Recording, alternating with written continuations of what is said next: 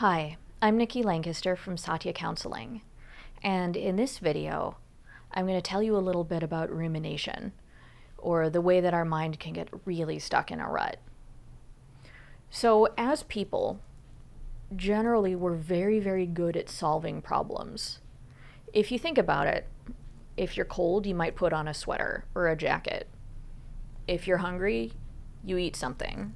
If you're getting warm, you might take the sweater off or turn on the AC.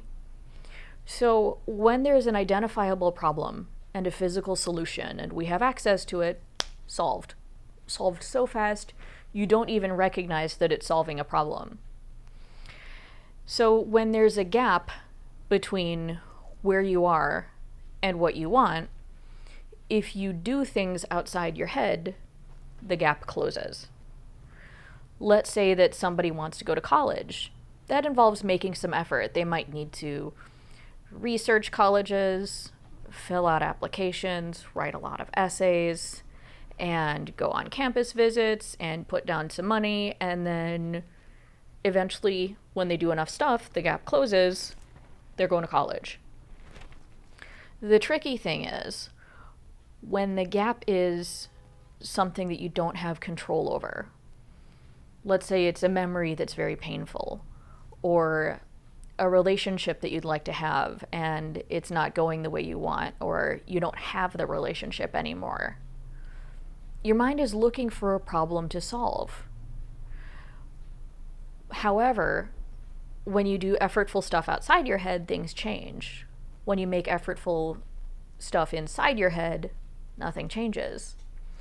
So your mind starts going, okay, maybe if I had done this differently, we'd still be together. Maybe if I could have done this differently, we'd still be together. If this person would only think differently about it, if I could only convince them, and then the gap never closes. So it's kind of like if there's a difference between, or it's kind of like if you have a Rubik's Cube and combine it with a Hellraiser cube. Your mind keeps spinning this puzzle and it keeps not getting solved. It doesn't recognize, just like a hamster in a wheel, there's a lot of motion, but it's not getting anywhere. Rumination is a term that actually comes from the way that cows eat their food. They've got, God, I don't know how many stomachs, but more than one. Keith is telling me for. Thank you, Keith. And so they'll actually chew some grass or foliage or whatever it is they're eating. And then at some point they might regurgitate it and chew it some more, and that's called rumination.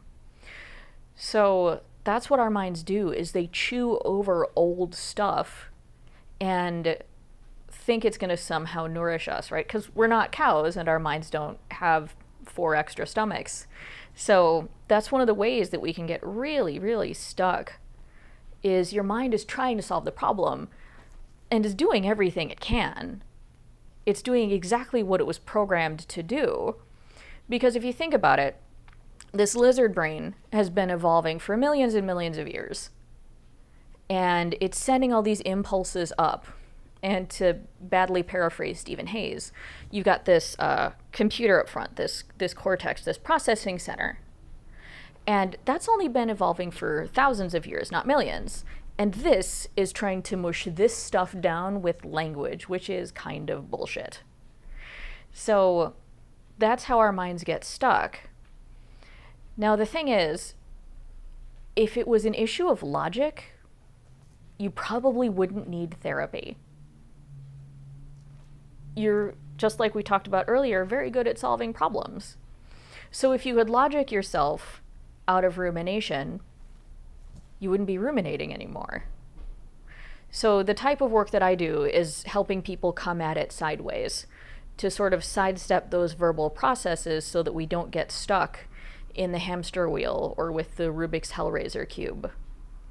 So if you have any questions, please feel free to drop me a line, and I hope this has been helpful.